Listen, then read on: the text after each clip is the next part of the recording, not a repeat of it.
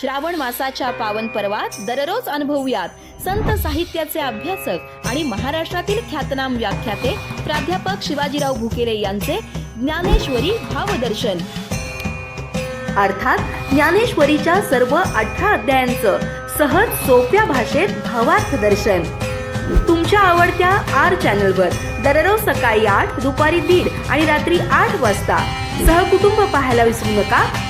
ज्ञानेश्वरी भावदर्शन याचे प्रायोजक आहेत महेंद्र ज्वेलर्स, राजारामपुरी, कोल्हापूर. पुंडलिक वरदा हरी विठ्ठल श्री ज्ञानदेव तुकाराम. पंढरीनाथ भगवान की जय. माऊली ज्ञानेश्वर महाराज की जय. जगद्गुरु तुकोबाराय महाराज की जय. श्री विनायकं गुरुर्नौमि साखरे राम विश्रुतम्. येषां चरण सानिध्यात् जीवा मुक्ता भवन्ति.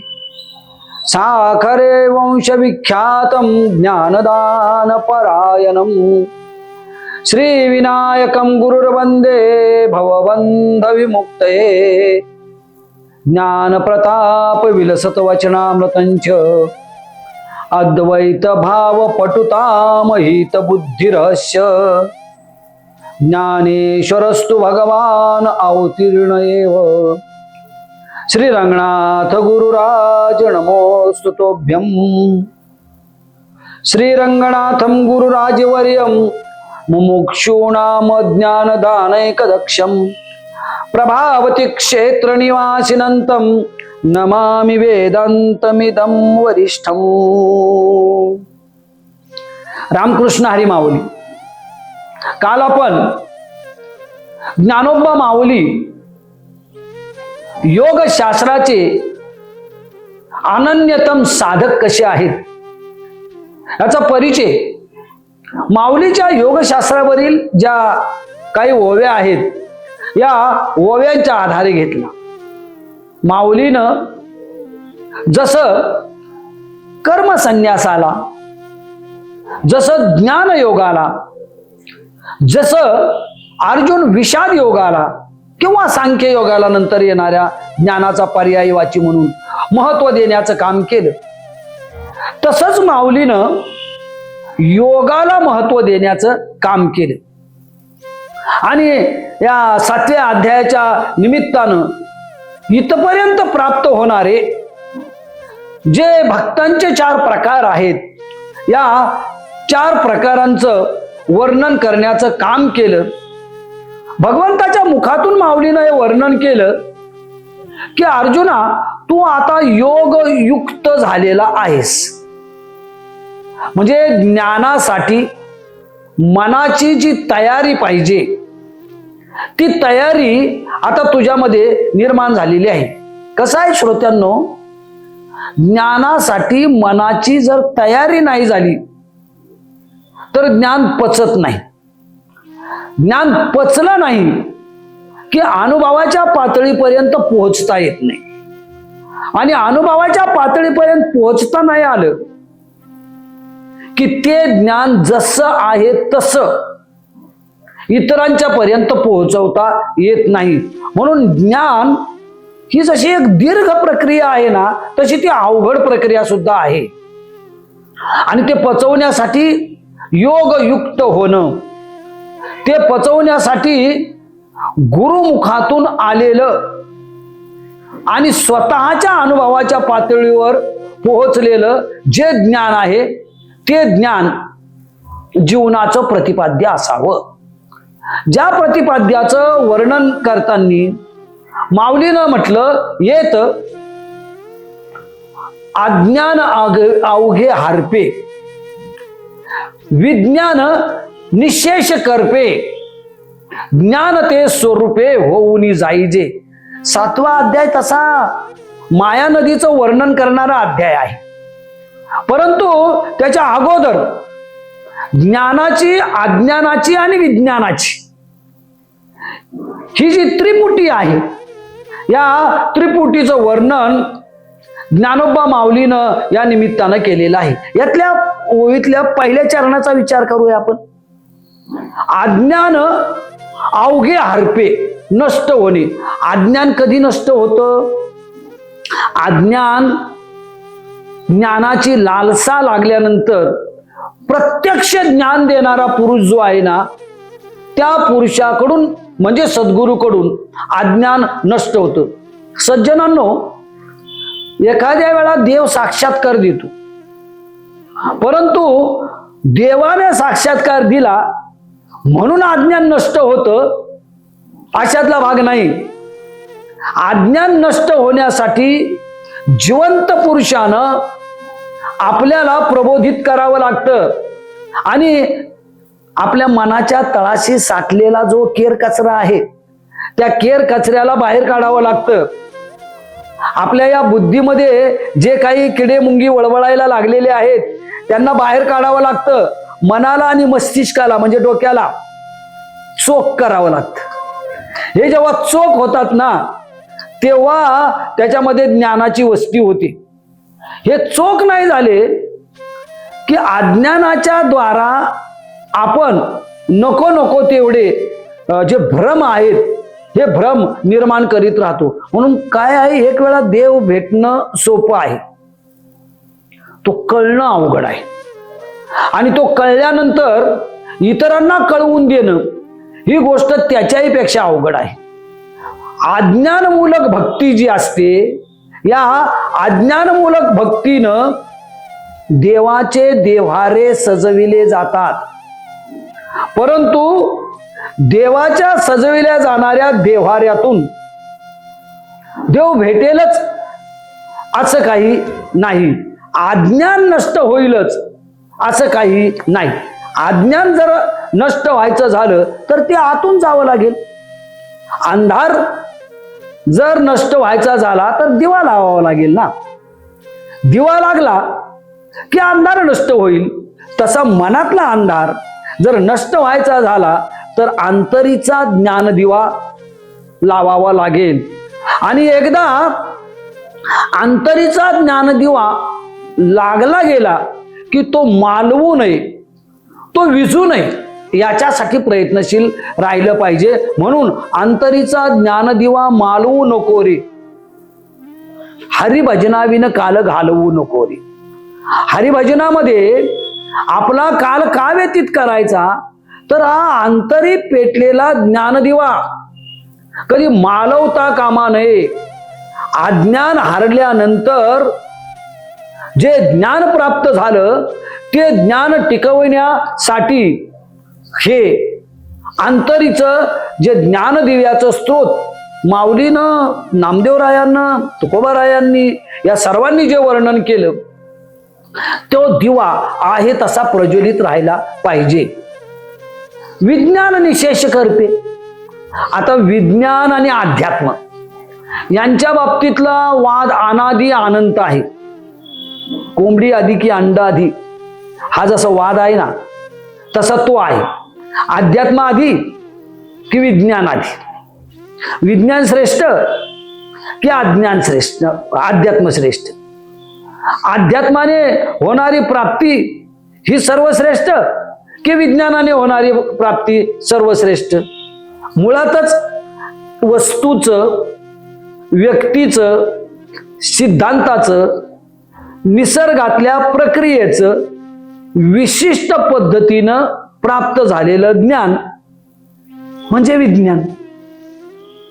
या सर्व गोष्टीच्या पाठीमागं असणारा जो कार्यकारण भाव आहे, या कार्यकारण भावाला जाणून घेण्याची प्रक्रिया म्हणजे विज्ञान. जेव्हा कार्य दिसतं तेव्हा त्या पाठीमागे काहीतरी कारण आहे. यासाठी त्या कारणाला शोधून काढण्यासाठी चाललेली धडपड म्हणजे विज्ञान. जे विशेष आहे, जे एखाद्या विशेष वस्तूचा शोध घेण्याचं काम जे आहे ते काम करतं. पण काही वस्तू अशा आहेत कितीही शोध घेतला की तिथपर्यंत आमची दृष्टी पोहोचू शकत नाही. हे अनंत नभांगन, या अनंत नभांगनाच्या पलीकडं नेमकं काय आहे. रात्र झाल्यानंतर किंवा 12 तास रात्रीचे निघून गेल्यानंतर सकाळच्या वेळी सूर्य विकासिनी कमलिनीच्या पाकळ्या ह्या आपोआप विकसित व्हायला लागतात. सायंकाळ झाल्या की ह्या पाकळ्या आपोआप मिटायला लागतात. रात्रीच्या अंधारामध्ये या मिटणाऱ्या पाकळ्या जणू काही निद्रा घेण्याचं काम करतात. हे चंद्र, हे सूर्य, हे ग्रह तारे यांच्यावर काही प्रमाणात संशोधन झालं, परंतु काही प्रमाणामध्ये जिथं आम्ही पोहोचत नाही तिथं श्रुती नेती नेती म्हणती एकू गोविंदू रे.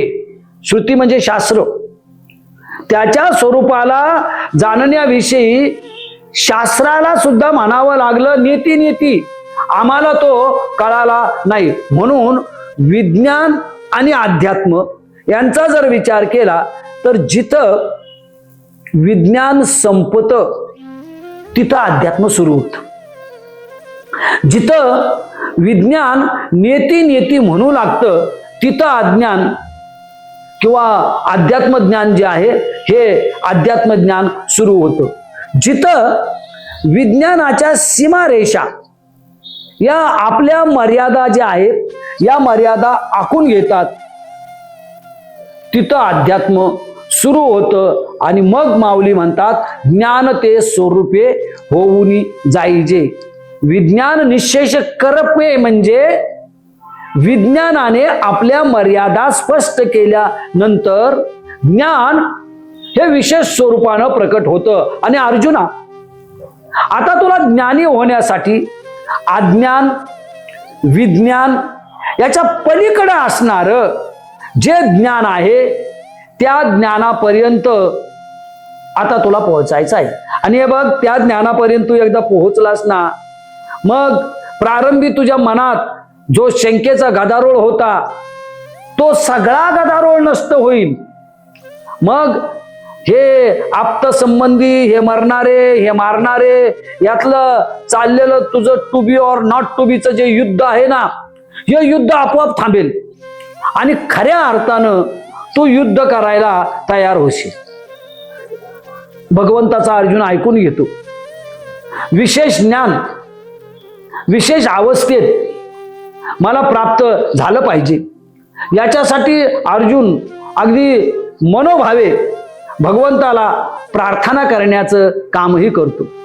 परंतु अर्जुन एक शंका प्रकट करतो, देवा हे खरं आहे, पण कसं आहे, एखादा माणूस पोहणारा जरी असला चांगला आणि त्याला जर पैल तिरायला यायचं झालं तर एखाद्या नदीचा अंदाज नसताना पोहणारा सुद्धा कधी कधी आवर्तात म्हणजे भोवऱ्यात सापडतो.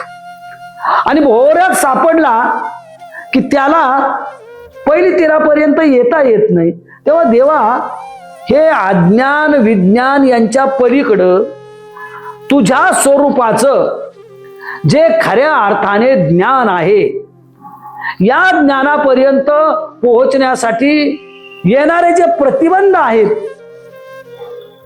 या प्रतिबंधावर विजय कसा मिळवायचा, या प्रतिबंधावर मात कशी करायची, याचं प्रतिपादन मला देवा तू केलं पाहिजेस, त्याशिवाय मी तिथपर्यंत पोहोचू शकत नाही. भगवंत म्हणतात, अर्जुना आता थोडं राहिलेलं आहे, थोडे आहे, चित्त साह्य झाली, आता तू जवळ जवळ आलेला आहेस.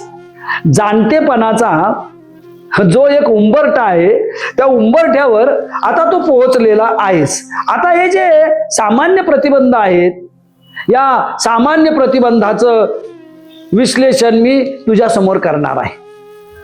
तेव्हा आता ज्ञानाचा अधिकारी झालास ना, तर सद्भावनेनं माझ्याकडे येण्याचं काम कर. पण अर्जुना लक्षात ठेव, या नदीतून येताना याला काही लोकांनी भव नदी म्हटलेलं आहे, हिला काही लोकांनी माया नदी म्हटलेलं आहे, याला काही लोकांनी भव सागर म्हटलेलं आहे, याला काहींनी संसार समुद्र म्हटलेला आहे.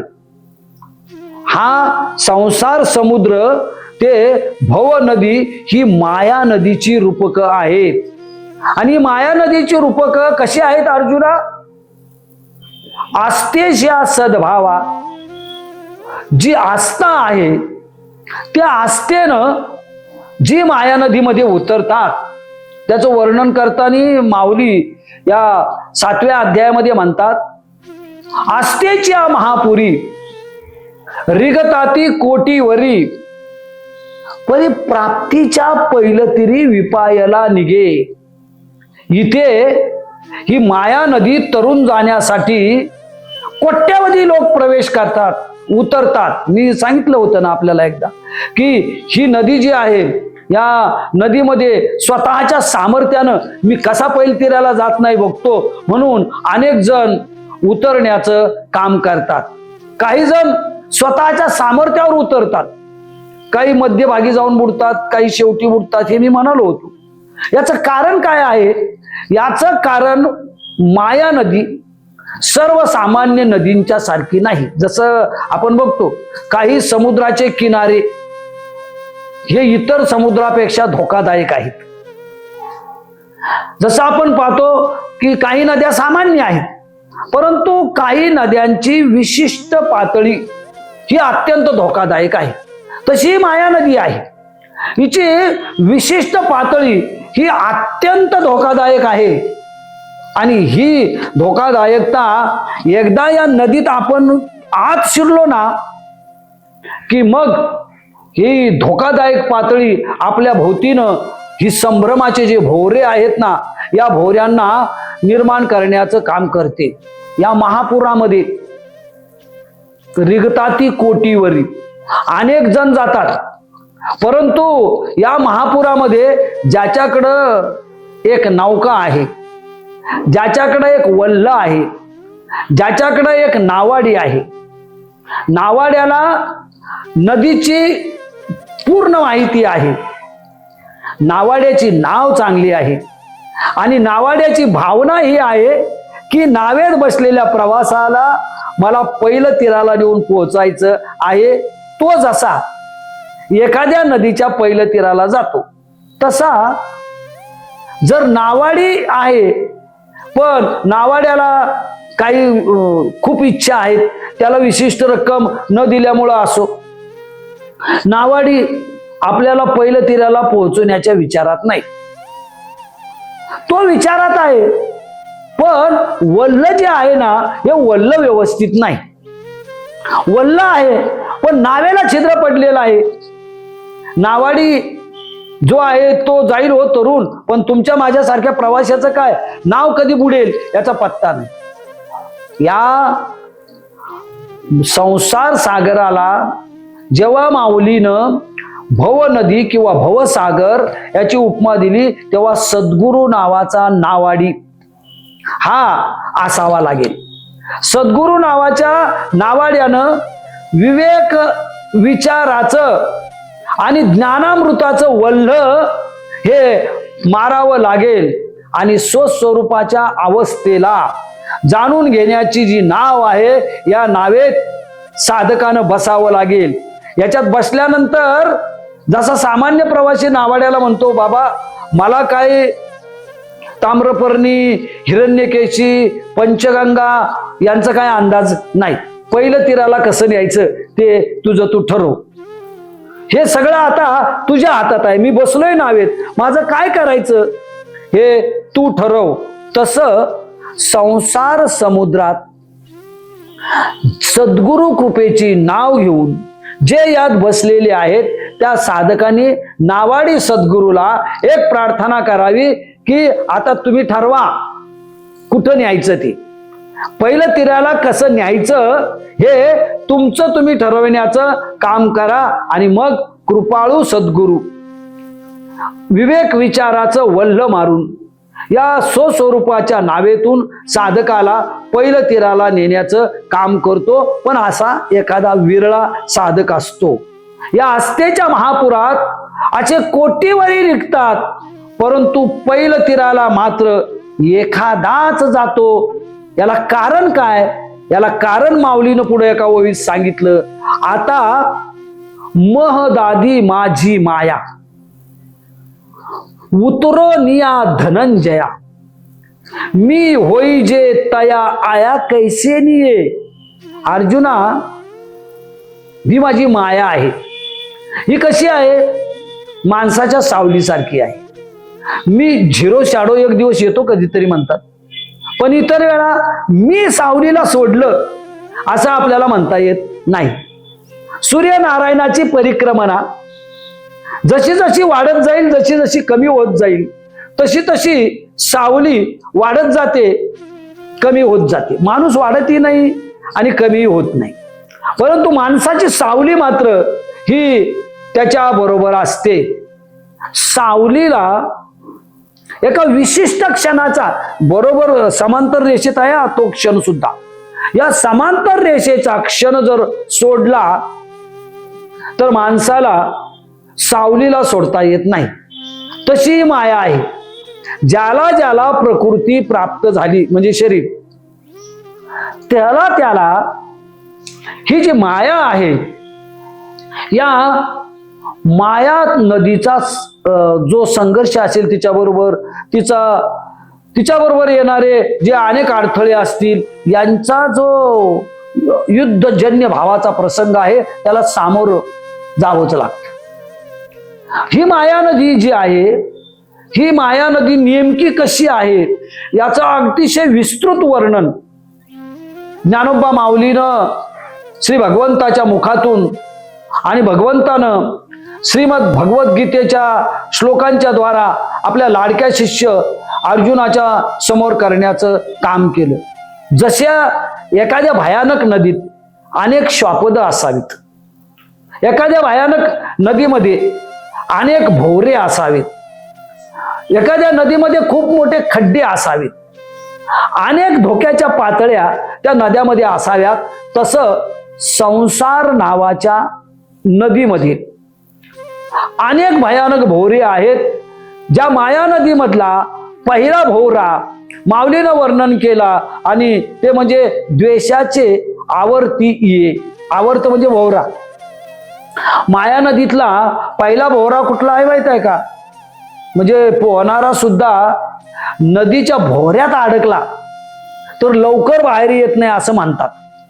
भोवरा जर खूपच मोठा असला तर पोहणाऱ्याची सुद्धा विदारक अवस्था होते असं म्हणतात. संसार नावाच्या नदीत द्वेष नावाचा भोवरा आहे आणि हा द्वेष नावाचा भोवरा आपल्याला बाहेरच येऊ देत नाही. हा द्वेष नावाचा भोवरा खाली खाली खाली खाली नेण्याचं काम आपल्याला करतो. हे जग द्वेषानं आणि मत्सरानं ग्रासलं. याला सगळ्यात महत्वाचं कारण हे आहे की द्वेष नावाच्या या भोवऱ्यामुळं या नदीतून आपण खाली जाण्याचं काम करतो. मी म्हटलं होतं एकदा आपल्याला की कबीराने जेव्हा सगळीकडं प्रवास केला तेव्हा कबीर म्हणाले, मी वाईट माणूस शोधायला गेलो, सापडलाच नाही मला वाईट कुणी. आणि नंतर माझ्या लक्षात आलं, मुझसे बुरा न कोई, माझ्यासारखं वाईट कोणीच नाही. ही जी सद्भावना आहे ना, ही सद्भावना माणसाला द्वेषमुक्त करण्याचं काम करते. आणि द्वेषमुक्त त्या नंतर एक मगर येते. नदीमध्ये जशा मगरी असतात ना, तशी या भव नदीतली एक मगर आहे आणि तिचं नाव आहे मत्सर. मत्सर नावाची मगर संसार नावाच्या नदीत कधी गिळंकृत करून टाकेल याचा पत्ता सुद्धा लागत नाही. म्हणून महाराज म्हणाले होते, कुणाही जीवाचा न घडो मत्सर, वर्मे सर्वेश्वर पूजनाचे. सर्वेश्वर भगवंताच्या पूजनाचं खरोखर काय वर्म असेल तर कुणाचाही मत्सर करू नका. मत्सर हा मानवी जीवनातला असा एक विकार आहे की तो केवळ माणसाची मती कुंठित करत नाही तर समाजाची प्रगती कुंठित करण्याचं काम करतो. जो माणसाला माणसापासून हजारो योजने दूर नेण्याचं काम करतो. म्हणून माझ्या श्रोत्यांनो, संत साहित्याकडं केवळ पारलौकिक अध्यात्माचं गप्पा मारणार साहित्य म्हणून पाहण्याचा जो गैरसमज आपला झालाय ना, तो बाजूला काढून टाकूया आणि ज्ञानेश्वरीच्या याच ओळीचा विचार करा ना. ही जी मत्सर नावाची मगर, द्वेष नावाचे भोवरे जे आहेत ना, हे तुमच्या माझ्या घरापासून गावापर्यंत, गल्लीपर्यंत, राज्य आणि राष्ट्रापर्यंत आपल्याला दिसून येतात आणि हे काय करतात, दुसऱ्याच्या मत्सरानं आपल्यात तर विकार निर्माण करतातच, पण समाजात सुद्धा विकार निर्माण करण्याचं काम यांनी केलं जातं. एवढा मोठा हा मत्सर नावाचा भोवरा इथं आहे. इथं काही जड मासे आहेत या भाऊ नदीमध्ये. बाकीचे मासे मासेमारी करणाऱ्याला उपयुक्त आहेत, परंतु हे जड विषारी मासे खाणाऱ्याला नष्ट करून टाकण्याचं काम करतात. अशा या जड विषारी माशांच्या पासून साधकाला सदैव सावधानता जी आहे ही बाळगायची आहे. इथे नदीच्या जो वरचा भाग आहे याच्यावर वाहून येणारा जो केर कचरा आहे, वाहून येणारा जो मल आहे, तो पाप पुण्याचा, तो राग द्वेषाचा जो मल आहे ना, हा मल, हा कचरा, या कचऱ्याला बाजूला सारत सारत आपल्याला नदीचं जे निरामय रूप आहे, या निरामय रूपाला प्राप्त करून घ्यायचं आहे. या माया नदीमध्ये जेव्हा आपण प्रवेश करतो तेव्हा माऊली म्हणते, महदादी माझी माया. इथं एक शब्द महत्वाचा आहे, माझी. भगवंताच्या मुखातून हा शब्द आलेला आहे. अरे मायेवर जाता जाता विजय मिळवता आला असता. समजा एखादी नदी जाता जाता तरुण गेलो असतो, पण माया ही भगवंताच्या स्वरूपावर निर्माण होते. मी म्हणालो ना, सावली त्यागुली असती हो, पण ती माणसाच्या स्वरूपावर निर्माण होते, म्हणून माणसाला सावलीचा त्याग करता येतो. तशी माया आहे जी भगवंताच्या स्वरूपावर निर्माण होते, म्हणून तिचा त्याग करता येत नाही. आणि त्यामुळं मग त्याच्या स्वरूपावर निर्माण झाली की आपल्याला ती मायाच भगवंत वाटायला लागते. जेव्हा मायाच भगवंत वाटायला लागते तेव्हा हळूहळू हळूहळू भगवंत आणि साधक यांच्यातलं जे अंतर आहे ना, हे अंतर वाढायला लागतं. हे अंतर जर कमी करायचं झालं तर ही जी माया आहे, ही माया भगवंत वाटता कामा नये. आणि भगवंतच म्हणतात, अर्जुना हिच्यावर विजय मिळवणं कठीण का? ही कुठल्याही युक्ती प्रयुक्तीनं साधकाला माझ्यापर्यंत येऊ देत नाही. तो माझ्यापर्यंत येण्याचा प्रयत्न करू लागला की त्याच्यामध्ये अनेक प्रकारचे जे प्रतिबंध आहेत, हे प्रतिबंध निर्माण करण्याचं काम ती करते. कधी मदाच्या द्वारा, कधी दंभाच्या द्वारा, कधी जे अन्य विकारग्रस्तता आहेत, या विकारग्रस्ततेच्या द्वारा. उतरो निया धनंजया, हे धनंजया अर्जुना, ही माया नदी अशी उतरणे, पहिल्या तीराला जाणे, तिचा ठाव लागणे. जसा काही नदीचा ठाव लागतो तसा या माया नदीचा जो योग्य ठाव आहे, हा ठाव लागत नाही. यासाठी एकच करावं लागतं, बंधाचे दोर कापून टाकावे लागतात. बंधाचे दोर कापून टाकले की तरच तुला ही माया नदी पार करून माझ्यापर्यंत पोहोचता येईल. आता हे जे बंधाचे दोर आहेत, या बंधाच्या दोराला स्वामी विवेकानंदजीनं एका ठिकाणी सुंदर वर्णन केलं होतं की रात्रीच्या निबिड अंधकारामध्ये एकमेकाशी ईर्ष्या करणारे 3 संन्यासी प्रवासाला निघाले. नाव जी होती त्या नावेत बसले.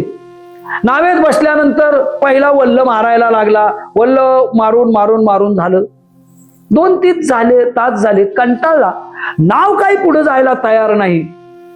दुसरा म्हटला, परत आण, मूर्ख आहेस तू, तुला वल्ल कसं मारायचं आणि पलीकडे कसं जायचं हे तुला कळत नाही, आता मी मारतो.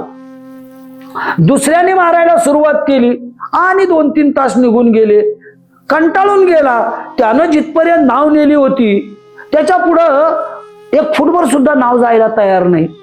तिसरा म्हणाला तू मूर्ख आहेस, परत आण. दुसऱ्यानं परत आणली. तिसरा बसला. तिसऱ्यानं वल्ल मारलं पुन्हा तिथपर्यंतच गेली, परत यायला तयार नाही. अशाच दिवस उगवला. झुंजू मुंजू झालं. सूर्याचं पहिलं किरण धर्तीवर येण्याच्या आधी चौथा तिथं संन्यासी आला. म्हणाला का भांडताय रे? नाही म्हटले, अहो यानं अप्रामाणिकपणा केला, रात्रभर नाव चालवली, पलीकडेच गेली नाही. दुसरा म्हणतो मी काही नाही केलं, यानंच सर्व काही केलं, यानं वल्ल नीट मारलं नाही, नाव तिथंच राहिली. तिसरा म्हणतो नाही, पहिल्यानं हे केलं. चौथा म्हणाला, स्वामीजी म्हणतात शांत व्हा, भांडू नका, तुम्ही तिघेही मूर्ख आहात. तुमच्यातला एक मूर्ख नाही. कारण ज्या वेळा तुम्ही नावेत बसला, वल्ल मारायला सुरुवात केली, तेव्हा नदीच्या पहिल्या तीरावर एक डांब होता. त्याला एक दोरखंड बांधलेलं होतं आणि ते तुमच्या नावेला बांधलेलं होतं. तुम्ही डांबाचं दोरखंड सोडून नाव जर सुरू केली असती मारायला, तर एकट्यानंच पहिल्या तीराला नेली असती. नंतरचे जे दोघे आहेत, या दोघांची गरजच लागली नसती. या दोघांची गरज का लागली? तर पाठीमागचा दोर तुम्ही सोडला नाही आणि त्यामुळं दोघांची गरज लागून सुद्धा नाव पहिलं तीराला जाऊ शकली नाही. तसं आहे माया नदीचं श्रोत्यांनी. आपण या माया नदीमध्ये उतरतो. या माया नदीमध्ये अनेक सामर्थ्यवान मंडळी आहेत. आपल्या सामर्थ्यानं हे वल्ल मारण्याचं काम ते करतात. आपली नाव पहिल्या तीराला गेलीच पाहिजे याच्यासाठी ते प्रयत्न करतात. पण दुर्दैव हे, ते पहिलं तीराला पोहोचू शकत नाही. आता ते पहिलं तीराला का पोहोचत नाही? तर या संन्याशाप्रमाणे पाठीमागचे बंध हे तोडून टाकावे लागतात. पाठीमागचे बंध, पाठीमागचा दोर हा सोडावा लागतो. जोपर्यंत पाठीमागचा दोर सुटल्या जात नाही, तोपर्यंत पहिलं तीराचा आनंद कधी चाखता येत नाही. असा हा माया योगाचा वर्णन करणारा, साधकाला योगयुक्त करणारा आणि मग अर्थार्थी, जिज्ञासू आणि ज्ञानी हे जे भक्त प्रकार मी आपल्याला काल सांगितले होते, यातल्या ज्ञानी या अवस्थेपर्यंत नेणारा, अर्थात मायावर विजय मिळवून जो सत स्वरूपाच्या ठिकाणी अहम ब्रह्मास्मी या अवस्थेपर्यंत पोहोचतो, तो माया, संसार, विकार, विषय या सगळ्यांच्या पलीकडे जाऊन सर्वम खलविदम ब्रह्म या अवस्थेत पोहोचतो. आता हे सर्व खलविद ब्रह्म नेमकं कसं असतं याचा विचार आपल्या लाडक्या शिष्यासमोर भगवान श्रीकृष्णाने कसा मांडला आणि माऊली ज्ञानेश्वर महाराजांनी त्याचं कसं विश्लेषण केलं याचा विचार आपण उद्याच्या भागात करू. तोपर्यंत रामकृष्ण हरी माऊली. पुंडलिक वरदा हरी विठ्ठल श्री ज्ञानदेव तुकाराम पंढरीनाथ भगवान की जय. माऊली ज्ञानेश्वर महाराज की जय. जगद्गुरु तुकोबाराय महाराज की जय.